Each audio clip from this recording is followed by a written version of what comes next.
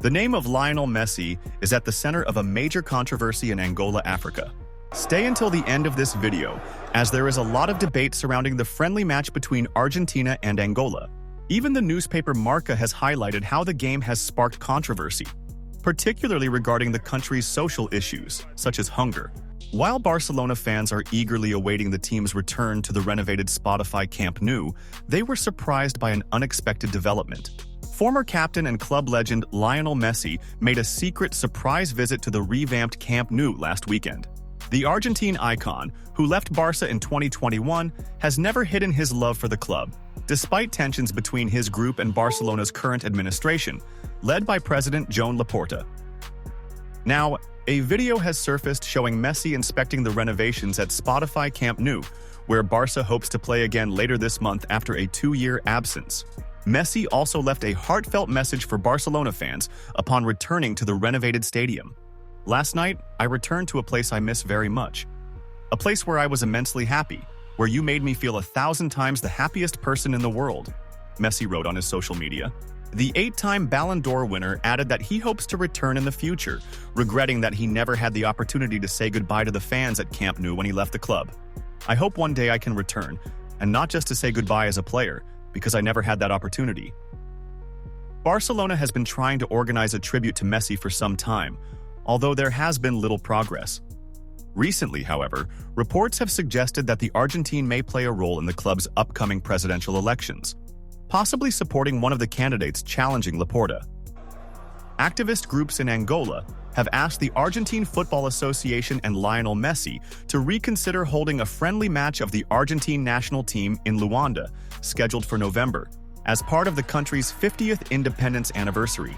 The public is fed up with the MPLA, the party that has ruled the country since independence.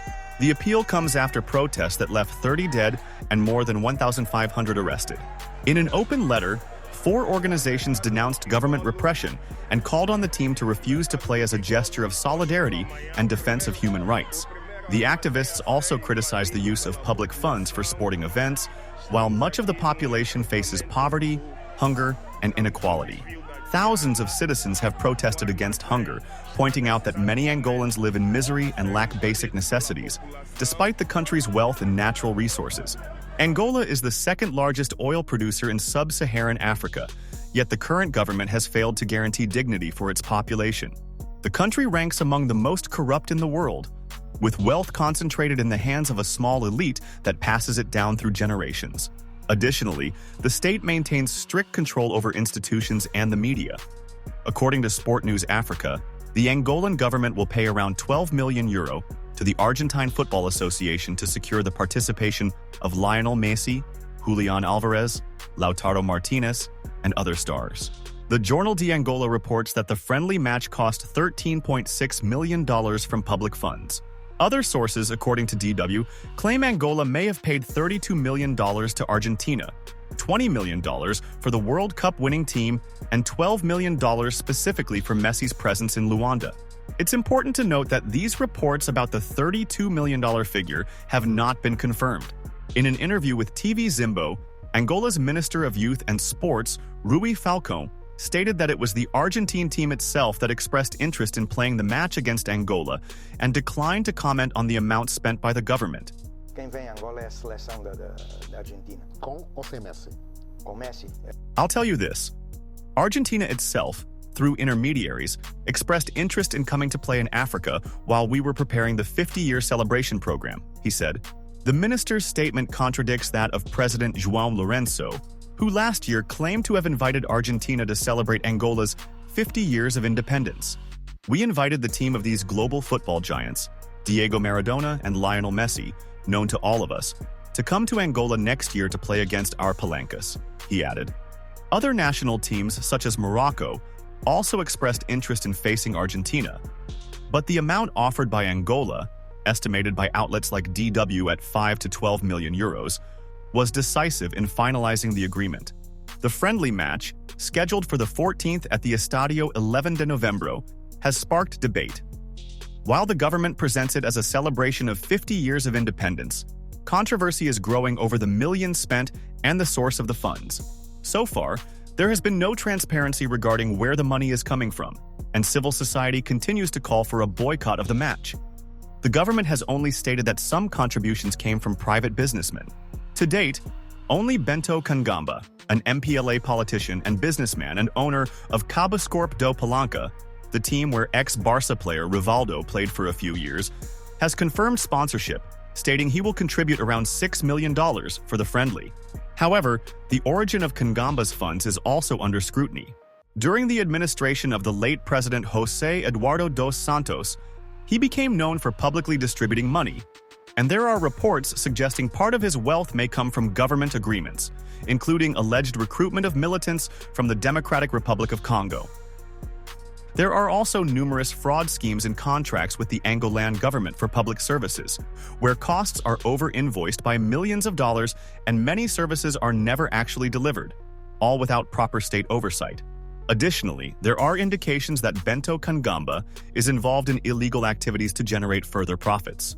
The Superior Court of Justice of Brazil revoked the arrest of Angolan General Bento dos Santos Kangamba, who had been accused of leading an international human trafficking ring for prostitution. The Federal Public Prosecutor's Office did not appeal, and the deadline to do so expired on June 24th. His defense argues the decision was due to lack of evidence, that Kangamba's name was removed from Interpol, and that the case should be archived. Kangamba had previously been investigated by a parliamentary commission, CPI, in Brazil, but was not indicted as the case was already under investigation by the Federal Police and Public Prosecutor's Office. The CPI president, Deputy Arnaldo Jordi, criticized the decision, saying it gives the impression of impunity for influential individuals. According to Brazilian authorities, the trafficking scheme from Brazil to Angola had been active for 10 years, with Kangamba, a relative of former Angolan President José Eduardo dos Santos, playing a central role. Florindo Chivukute, executive director of the NGO Friends of Angola, considers the spending on the match misaligned with the country's social and economic reality. He cites the 2025 Global Hunger Index, which ranks Angola among the 13 worst countries worldwide and the worst in the Lusophone world, where 47.7% of children suffer stunted growth and 22.1% of the population is undernourished. In many provinces, families are forced to scavenge for food and garbage, illustrating a deep, structural social crisis. Yet this is not the government's priority, Chivukute said, calling on Angolans to demand transparency in government spending. Who is paying for this? Where is the money coming from? It is crucial to be accountable to the Angolan people and to reassess budget priorities for education, health, food security, and adequate housing. Meanwhile, the civic movement Todos, led by activist Nelson Dembo, known as Gangsta, urged spectators attending the stadium on the 14th to protest throughout the match. We will turn the stadium into a weapon for revolution, using our voices to shout, "We are hungry," from start to finish. It's extremely important to send this message to the international press, as it will be a highly publicized game, he said. It would be ideal if Lionel Messi could influence the decision to cancel the match, allowing the Angolan government to redirect these millions of dollars toward fighting hunger and prostitution, issues worsening daily in the country. However, this seems unlikely. Messi has reacted to the controversial game, saying it will be a great pleasure to be in Angola. Going to Angola is a great pleasure, a celebration and a joy, said the greatest player of all time. Assim mesmo, vamos sofrer, mas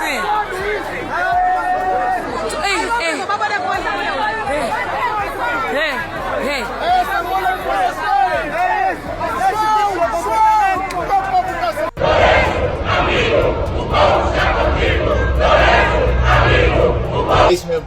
Esta vergonha a acontecer mesmo à frente do Parlamento. Uma série de pessoas pagas de certeza pelo governo angolano estão aos gritos aqui fora a dizer que estão ao lado do João Lourenço, presidente de Angola.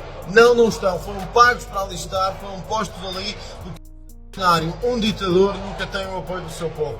Este senhor nem sequer devia vir ao Parlamento. In Angola, young people are losing the direction needed to build a better country. United, engaged in social causes, focused on technology, and committed to personal and professional development. For context, Angola's unemployment rate stood at 32.3% in the second quarter of 2024, a slight improvement of 0.2 percentage points from 2023, according to the National Institute of Statistics, INE. Unemployment affects women more, 34.2%, than men, 30.2%, totaling around 5.7 million unemployed. I believe that by 2025, unemployment in Angola could reach 50% or more, as some of the official statistics are not entirely credible. There are indications that the figures may be manipulated to convince the international community that the country is doing reasonably well in terms of employment, which does not reflect reality. Many Angolans report that finding work is increasingly difficult, and in many cases one must essentially buy a job. Young graduates continue to face limited opportunities, and critics point to the lack of effective public policies and corruption in job access as key drivers of the labor crisis.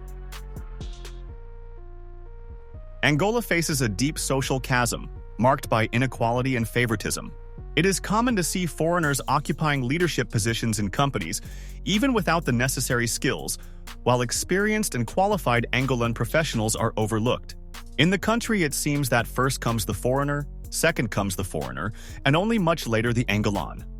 Meanwhile, thousands of Angolans face hunger, poverty, and social exclusion, often scavenging for food to survive. Instead of spending millions on events like the friendly match against Argentina, the government should prioritize social policies that guarantee dignity and opportunities for its people. The match between Angola and Argentina is expected to resonate beyond the field. While the government presents it as a symbol of national pride, activists and civil organizations see the friendly game as a reflection of a country where football celebrations contrast sharply with the hunger and poverty faced by most of the population.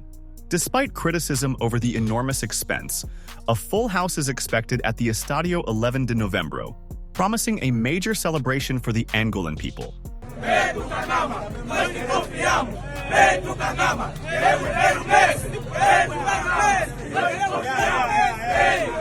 This will be only the second encounter between Argentina and Angola. The first took place on May 30, 2006, with Argentina winning 2-0, thanks to goals by Maxi Rodriguez and Juan Pablo Sorin.